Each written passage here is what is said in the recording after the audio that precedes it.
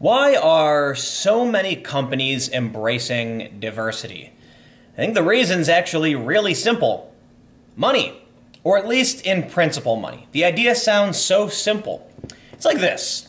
You make a video game about football, like Madden. Who's gonna play it? People who know or like football, and maybe there's like a peripheral gaming community of people who might not really care about football, but will maybe start playing it and become good at it. But for the most part, who's going to play a game about football is people who like football, and who's going to play a game about soccer is people who like soccer.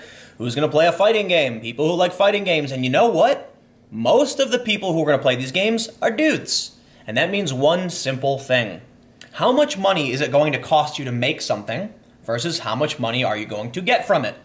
So maybe, just maybe, if we try and market to everybody, then we'll make a lot more money. It's really that simple, only that's just not how business works.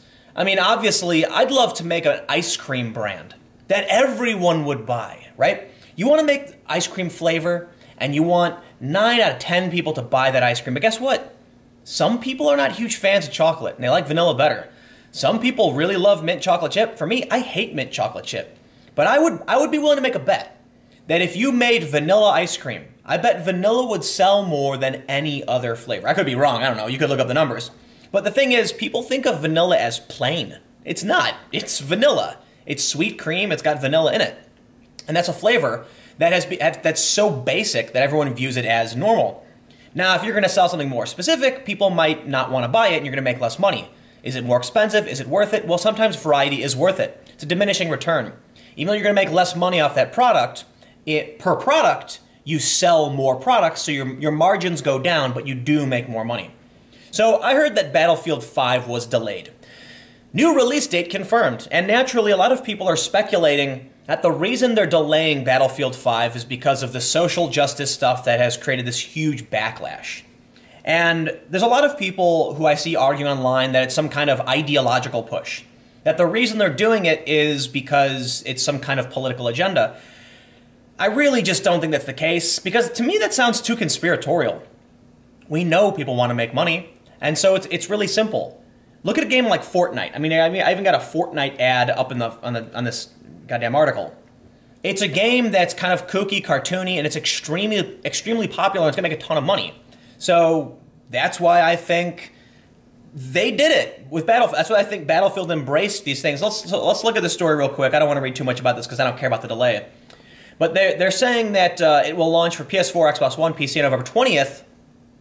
We're going to take time to continue to make some final adjustments to core gameplay and to ensure we really deliver on the potential of new Battlefield Live service, Tides of War, wrote DICE General Manager Oscar Gabrielson. We know moving the launch date means that we all have to wait a little longer, but we're going to take our time to make sure we get it right. So they're basically saying in the beta or whatever, people were complaining about certain gameplay issues, and so that's what they're doing. But I've read a ton of speculation on like Twitter and some forums that what they're really doing is purging Battlefield of social justice. I really don't think Battlefield was about social justice, the controversy, but I will say they tried to use that, okay? Here's what I think. I think they said, how can we get more women to play our game? Admittedly, 92% of my viewers are dudes, which means if I was going to do like a trick where I could be like, you're probably a guy, people would be like, wow, I am. It's 50-50 shot. But no, it's not. It's like a 1-for-1 shot because most people watching my videos are not women. And so I could ask myself, how do I get more women to watch? I don't know. I'm just me and I do my thing and I make videos that I like, and for some reason guys watch it and women don't. And maybe I could make a different channel, but all I know is I'm going to keep doing what I do. For them, they said, what can we do to make the game better for women?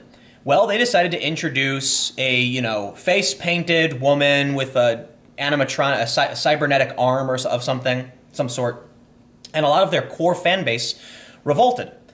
The problem here is there are more people who are your core fans who will not like this than there are people who will like it, okay? You're fighting an uphill battle. And this is one of the biggest problems with this marketing strategy. They definitely tried playing up social justice as an excuse. I don't think they literally were trying to inject a political agenda. What the Soderlund, who now is no longer, he resigned, but he said, I have a 13-year-old daughter. That when the trailer came out and she saw all the flack, she asked me, Dad, why is this happening? She plays Fortnite and said, I can be a girl in Fortnite. Why are people so upset about this? I just said, you know what? You're right. That is not okay. These are people who are uneducated. They don't understand that this is a plausible scenario. Oh, God, it's so cringy. Because the headline is, don't like women in Battlefield 5, don't buy it. And what this does is, listen, you have customers. Customers give you money in exchange for a product or service. That's called business. And what these Battlefield people decided to do was, I got an idea. How can we make more money? Let's insult our fans and tell them not to buy our product. It would be like, imagine if I made a really unique flavor of ice cream. To go back to my ice cream analogy. Spinach twist. I assure you, there are probably going to be some people who really do like a spinach ice cream. Maybe it tastes kind of like matcha or green tea, and so people are really into it. But most people probably aren't. So then I say to all of my green tea, spinach-loving fans, hey, we're actually going to make it more like vanilla. We're going to remove a lot of the core ingredient that you really like. And when they say, whoa, whoa, whoa, hold on, why don't you just make a different ice cream? We like this one. I say, you're so stupid. You guys are so dumb. Don't buy my ice cream if you don't want it. And then, is it any shock that people aren't going to buy it? I think we've got a couple things going on in video games right now. You know, I'm sitting in front of my PlayStation trying to find games to download. And I really don't feel like there's a lot of really great games right now. There's a lot of really awesome indie games. I'm playing this one called Human Fall Flat, if you've ever played it. And it's just so silly. I'm pretty sure I'm cheating half the time, but I guess you're allowed to. It's basically a puzzle game where you're a little dude and you can pick things up. And I kind of just figured it out for myself. I think that's fun. But I love games like Fallout. You know, Fallout made a ton of money. And so what I think is happening is, I mean, it's really strange. Actually, I'm going to pull up the numbers from Fallout so we can actually talk about this, because I wonder if they're cutting off their nose to spite their face. They're becoming so greedy, they're destroying their brand. So on Quora, someone said, what's Fallout 4's production cost? And they said Skyrim's development and marketing came to about 90 million, and with Fallout 4 they estimate between 100 and 120 million. How much did Fallout make? On launch day, Fallout 4 made $750 million. And Skyrim has sold about 25 million copies, which rakes in about 1.5 billion. So this person's estimating that Fallout 4 made $1.9 billion off of 120 million. That's a ridiculously good margin. So games like that work.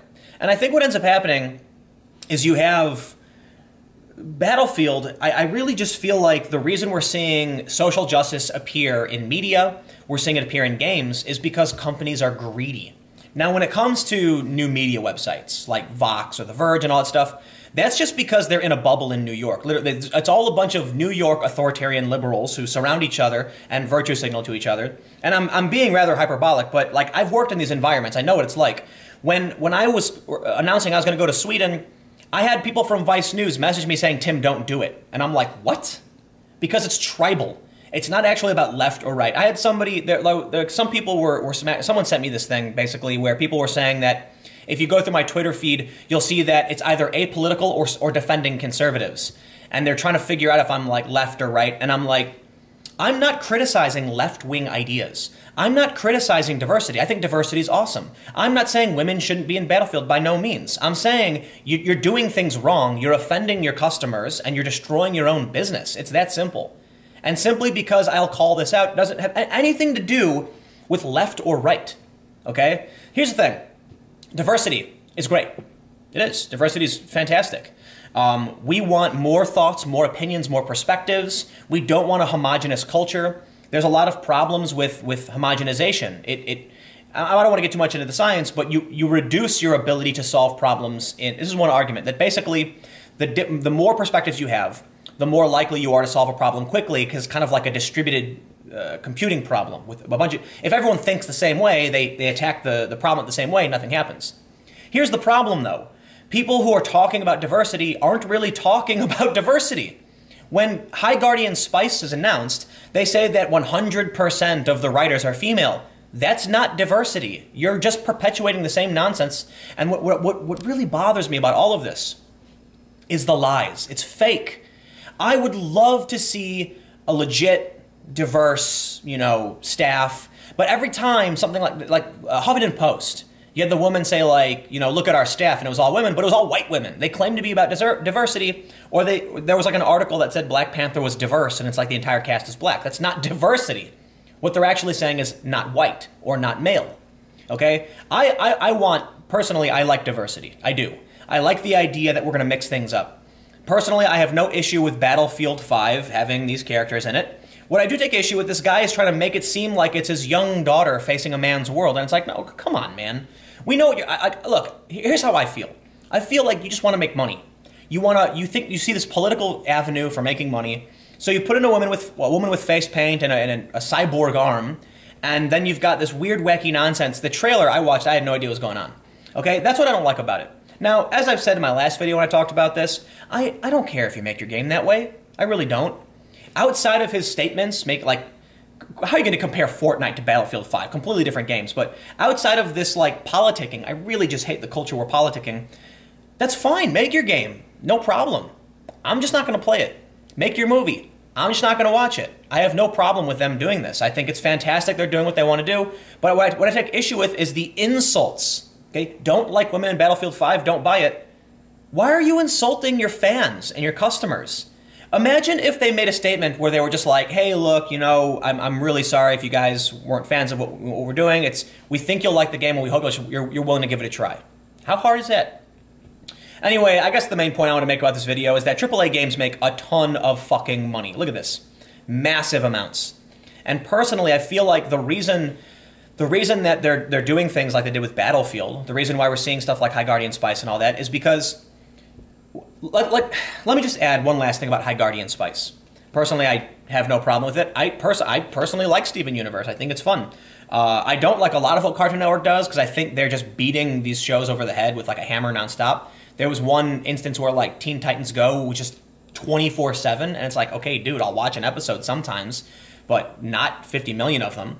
Much prefer Adult Swim. But if I was going to make a guess, I'd say most of the people signing up for Crunchyroll are dudes. And so they said, how can we get more women to sign up for Crunchyroll? We need an original program that women are going to watch. Admittedly, I don't know any women who watch Dragon Ball Super, or Naruto, or Boruto, or these shows. I actually know a couple who watch Full Metal Alchemist. That's pretty cool. But I think that's really what it's about. It's about expanding the market and making money, and it's not political. So that's really it. I guess, I don't know, whatever. I got a couple more videos coming up in just a few minutes, and it's all going to be about sexism and whatnot, so stick around.